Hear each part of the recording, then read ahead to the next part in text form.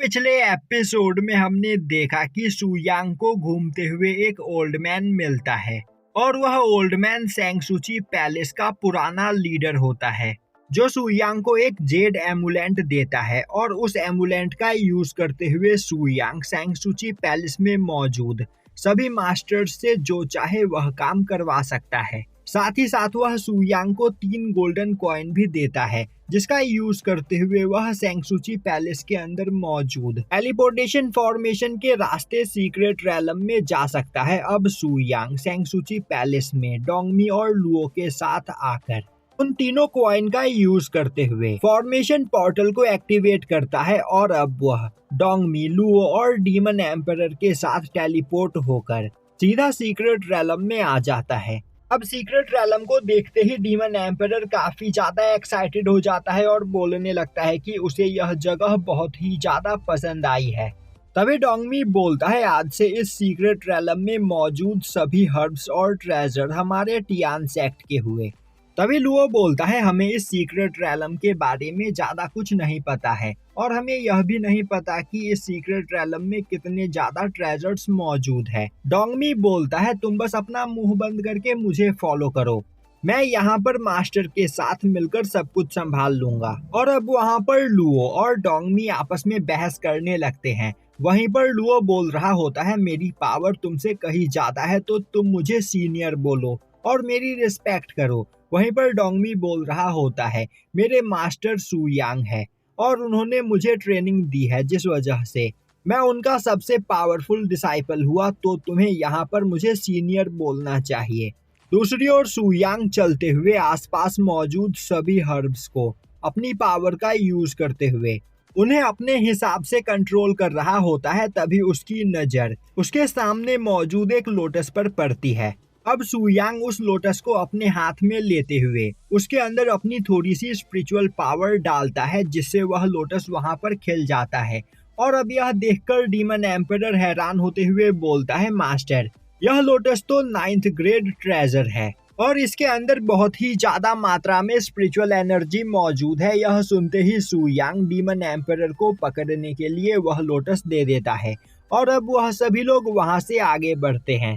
अब सुयांग चलते चलते एक वैली के पास आता है और अब वह एक जगह पर रुकते हुए आसमान में मौजूद सभी बादलों को वहां से हटा देता है और डोंगमी और लुओ से बोलता है कि तुम दोनों यहाँ से चले जाओ क्योंकि मैं इस जगह पर अकेले ही घूमना चाहता हूँ।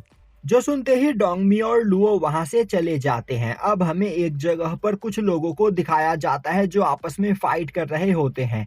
वहीं पर एक पर्सन बोल रहा होता है, हमारे मास्टर ने आज ही सुबह में 10,000 स्पिरिट फॉर्मेशन का यूज किया है, तो अब तुम सभी लोगों की पावर यहाँ पर बहुत ही ज्यादा कम हो चुकी है और अब तुम में से कोई भी हमारे गियुन सेक्ट के सामने नहीं टिक सकता है। और अब वह सभी लोग अपने सामने मौजूद लोगों पर काफी खतरनाक अटैक करते हुए उन्हें मारने लगते हैं। और अब एक पर्सन अपने सामने मौजूद पर्सन का गला काटने ही वाला होता है कि तभी वह पर्सन अपने सभी साथियों के साथ मिलकर एक फॉर्मेशन को एक्टिवेट कर देता है और अब वह लोग बोलने लगते हैं, तुम हमें इतनी आसानी से डिस्ट्रॉय नहीं कर सकते हो क्योंकि हमारा सेक्ट अभी भी बहुत ही ज्यादा पावरफुल है।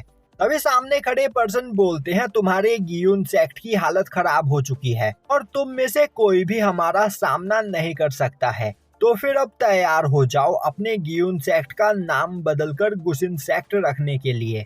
और यह बोलते हुए गुसिन सेक्ट के सभी डिसाइपल्स वहां पर हंसने लगते हैं। वहीं एक जगह से खड़ा होकर सुयांग यह सब कुछ देख रहा होता है। तभी गियुन सेक्ट के डिसाइपल अपनी फॉर्मेशन की पावर को बढ़ाते हुए गुसिन सेक्ट के डिसाइपल्स पर अटैक करने के लिए तैयार होने लगते हैं।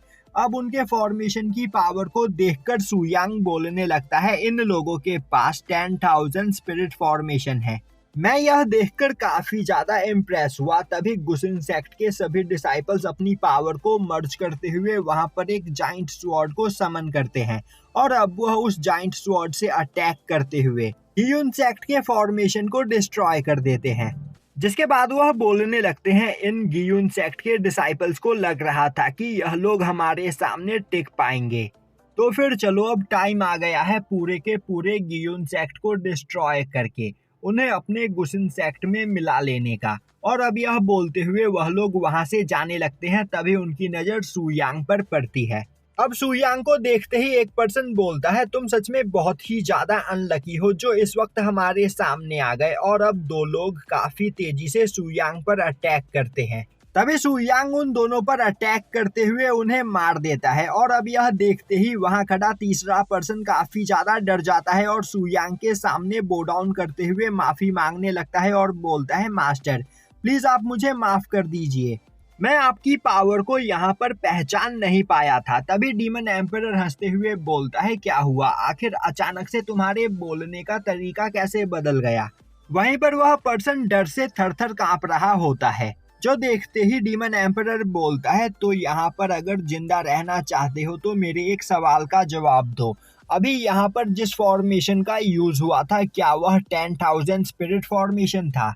यह सुनकर वह पर्सन हाँ में जवाब देता है और बोलता है कि 10,000 स्पिरिट फॉर्मेशन हमारे रेन रैलम का सबसे पावरफुल फॉर्मेशन है। और कहा जाता है कि अगर कोई पर्सन 10,000 स्पिरिट फॉर्मेशन का यूज करना अच्छे से सीख ले तो वह अपने आसपास मौजूद स्पिरिचुअल हर्ब की पावर को फॉर्मेशन के अंदर एब्जॉर्ब करके अपनी पावर को काफी ज्यादा बढ़ा सकता है। साथ ही साथ उन मेडिकल हर्ब की वजह से उस पर्सन की लाइफ स्पैन भी काफी ज्यादा बढ़ जाएगी। दूसरी ओर हमें गियुन सेक्ट के मास्टर को दिखाया जाता है जो 10,000 स्पिरिट फॉर्मेशन टेक्निक का यूज करते हुए अपनी पावर को बढ़ाने की कोशिश कर रहा होता है, पर वह बार बार इसमें फेल हो जाता है।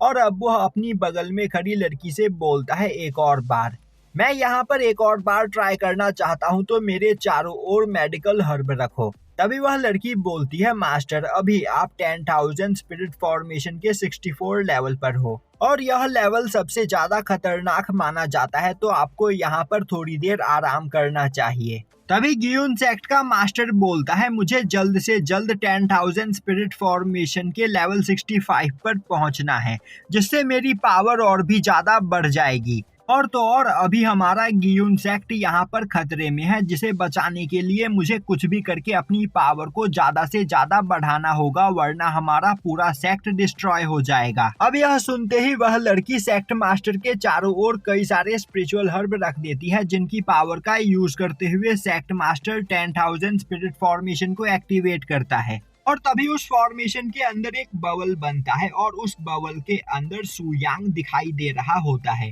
अब सू यांग को देखते ही सेक्ट मास्टर बोलने लगता है, फाइनली वह पर्सन आ ही गया जो हमारे गियुन सेक्ट को यहाँ पर बचाएगा। और तभी गियुन सेक्ट का मास्टर फॉर्मेशन को कंट्रोल करने में फेल हो जाता है, जिससे वहां पर उसकी पूरी बॉडी डिस्ट्रॉय हो जाती है और उसके बगल में खड़ी वह लड़की भी काफी ज्यादा घायल हो जाती है। अब हमें गियुन सेक्ट के अंडर आने वाला एक टाउन दिखाया जाता है, जहां पर एक मार्केट में एक जगह पर बैठी हुई एक लड़की बोल रही होती है, आसपास मौजूद सभी लोग लूजर हैं और यहाँ पर एक भी पर्सन ऐसा नहीं जो मेरे साथ स्पिरिचुअल गार्डन में चलकर मेरी मदद कर सके। और इस लड़की का नाम नियर है और यह गियुन सेक्ट की एक डिसाइपल है। तभी वहां पर नियर को सूहू लोटस की स्मेल आती है और अब वह चारों ओर सूहू लोटस को ढूंढने लगती है। तभी उसकी नजर सू यांग पर पड़ती है। वहीं पर सू यांग के बगल में उड़ रहे डीमन एम्परर के हाथ में वह सूहू लोटस होता है, जिसे देखते ही वह भागते हुए डीमन एम्परर के पास जाती है और बोलती है, यह तो एक हाई लेवल सूहू लोटस है, तो आखिर तुम्हें यह कहां से मिला। और तुम्हारे हाथ में जो सूहू लोटस मौजूद है वह खिला हुआ है और एक सूहू लोटस को खिलने में कम से कम 10,000 साल से भी ज्यादा का टाइम लगता है। तभी डीमन एम्परर सू यांग की ओर इशारा करता है और अब नियर सू यांग को देखती है। तभी सू यांग बोलता है, तुम्हें स्पिरिचुअल ग्रास की सच में काफी ज्यादा नॉलेज है। तभी सूहू अपना इंट्रोडक्शन देते हुए बोलती है कि उसे स्पिरिचुअल ग्रास उगाना काफी ज्यादा पसंद है, पर आज से पहले उसने इतना पावरफुल सूहू लोटस कभी नहीं देखा। तो फिर क्यों ना वह दोनों उनके साथ चले, उसे काफी अच्छा चाय बनाना आता है। अब यह सुनते ही डीमन एम्परर बोलने लगता है, मास्टर क्या हमें इसके साथ चलना चाहिए। वहीं पर थोड़ी दूरी से खड़े होकर लुओ और डोंगमी भी यह सब कुछ देख रहे होते हैं। अब यह सब देखकर डोंगमी बोलने लगता है, आखिर यह लड़की है कौन और आखिर इसने मास्टर को अपने पीछे आने के लिए कैसे तैयार कर लिया। तभी लुओ आगे आते हुए बोलता है, क्या तुम यह जानना चाहते हो, मुझे इस बारे में पता है। डोंगमी हाँ में जवाब देता है। लुओ बोलता है, अगर तुम्हें इस बारे में जानना है तो पहले मुझे मास्टर कहना पड़ेगा। तो पहले तुम्हें मुझे अपना मास्टर कहना पड़ेगा। अब यह सुनकर डोंगमी वहाँ पर हिचकिचाने लगता है और अब वह सोचता है मुझे इस बारे में जानना है तो मुझे यह करना ही पड़ेगा, जिसके बाद वह लुओ के पास जाते हुए उसे अपना टीचर कहता है। अब लुओ आगे बढ़कर बोलता है, मास्टर किस वक्त क्या सोचते हैं किसी को भी नहीं पता, तो आखिर मैं इस बारे में कैसे बता सकता हूँ। और यह बोलते हुए लुओ वहाँ से भाग जाता है और यहीं पर यह एपिसोड खत्म हो जाता है।